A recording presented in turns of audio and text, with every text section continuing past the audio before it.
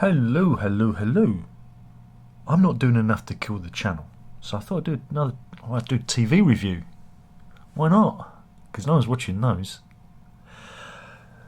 Last night I watched two very good shows. I'm a big fan of Channel 4's 24 Hours in Police Custody, and the recent series has been very good. Last week it highlighted the story of a father who chased some burglars and ended up him being on the wrong side of the law.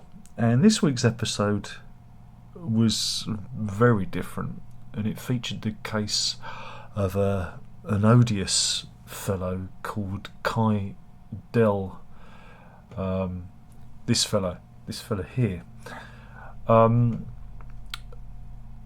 And yeah, I mean, one of the reasons I watched 24 Hours in Police Custody is it shows you the processes that was it Luton and Bedfordshire Police, the processes they go through to bring these ne'er-do-wells to justice. And this was an eye-opening one. This is a case of, I guess you'd call it grooming and assault. Again, this person was just an awful piece of work. Awful piece of work. And he's 21 years old, and again, even the police officers were kind of a bit baffled, because usually it's older men who target young girls, but this guy had a history of it, turns out. And before the investigation even starts, he's being led to the cell, and he sees a friend, and the friend says, "Oi, Dale, you nonce." And instantly you go, if his chums call him that as a term of endearment, this isn't looking good for him. And again, when the police investigate his mobile phone, they discover that he's been involving himself with a number, seven, I think it was, might have been the number of young girls, working on them. And well, anyway, he ends up getting sent down. Gets sent down for, I think it was 9 years and 5 years on licence. It isn't enough. It wasn't enough, but it was interesting to see the processes involved. How the police, used his own telephone to. Oops, these pop-ups talk. Sorry, I don't know if you picked that up on the thing. The pop-ups talk now. Noisy pop-ups. But yeah, it's really interesting to see how the police work through this and then contacts these other girls and women that he's been involved with to build their case. But this is going on all the time. This is going. It's such the world we live in is very much a frightening and terrifying one. And this fellow, you're going to hear about him again.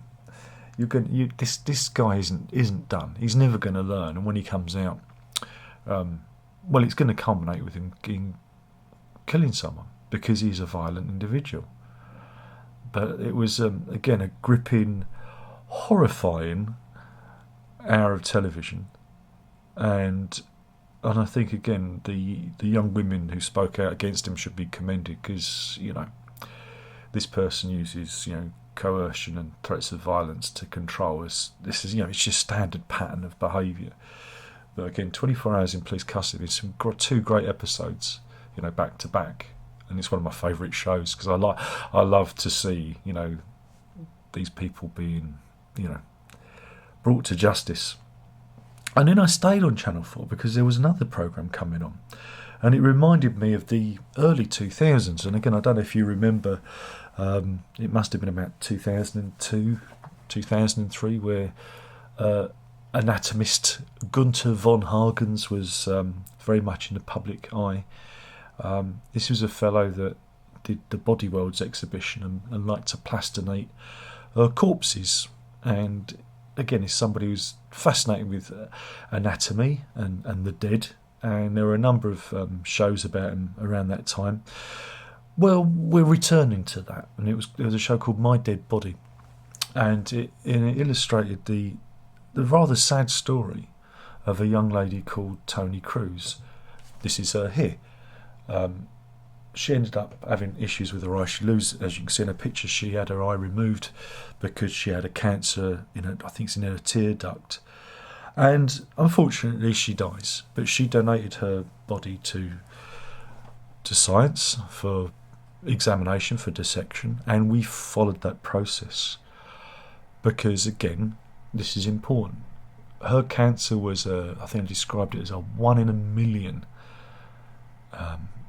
cancer.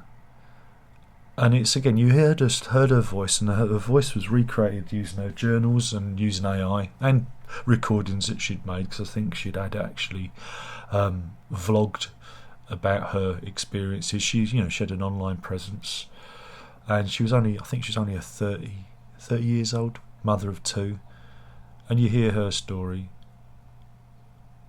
and the context of her illness, which makes it even more poignant. And then you have the dissection. Now, again, this was done in a room full of students who were going to, they were all training to be doctors, among other things. Now, again, you may think, oh, this is going to be squeamish. This is dissection. No, it was very professional. It was very matter of fact, and because the body had been embalmed, prepared, there was no gore. It was almost like a model. It was like one of Gunther von Hagen's plastinated models. So it was a fairly bloodless autopsy.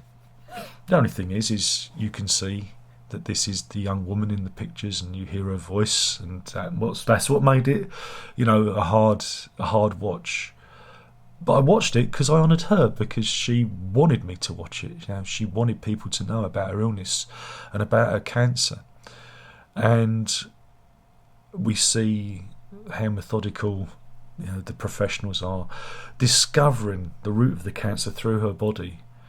And again, they use this information to, allay her parents' fears. There was nothing that could have been done because it was such an aggressive form. It spread into her body, and then from there around, into her torso, then around her body, into her brain and all parts. She had over 100 tumours that they found in her torso. So yeah, you're really on this amazing journey of medicine and science and humanity, and it was very, very moving. And then again, there was addended by the story of the family. Both the grandfather and the father have both suffered and survived cancer themselves, which added a kind of a bittersweet ending, because this young lady wasn't so lucky. But as the doctor said, there was nothing, no matter what outcome, there was nothing they would have been able to do. It would have been the same ending because of the nature of her cancer. But yeah, if you think you're squeamish, or it might be too strong for you, it isn't. It was a very good, matter of fact, intelligent documentary. And again, we live and we die. And that lady, and it came up at the end, the amount of doctors who are going to be trained on the back of her dissection, the information gleaned from it.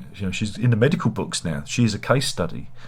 Thousands and thousands and thousands of doctors will benefit from her very generous act, because it is an act of generosity. She didn't have to do that, and I thought it was very brave of her and her family to take part. So again, it was 2 hours of very different television, and you can watch these on the Channel 4 catch-up service, or they'll probably be repeated as well on terrestrial TV if you don't use that kind of thing. But I thought My Dead Body was well worth it. And again, we need to destigmatise death and the processes of death, embalming, autopsies, because again, unless you die in a hospital and you've been ill for a long time, we all suffer that same fate. We all end up on the table and examined, and of course you can also dedicate your body to medical science afterwards. You don't have to go up the chimney or go into the ground. You can actually become a cadaver for study, which again, it might encourage more people to consider that, because what use is your body after you've gone? You know, it could actually save other people's lives, and this is what, again, the family was saying. This could make a difference to other people for the information that was gleaned from the study. So yeah, two very different shows within, like I said, within 2 hours. It was 2 hours of television, two very different shows, and two different emotional responses to it. And that's why I watched. But I thought I'd talk about it so we can, like I say, kill the channel one video at a time. And look, this tinsel up. So this was made around Christmas. So you see this, if you see this in the future, I haven't gone mad.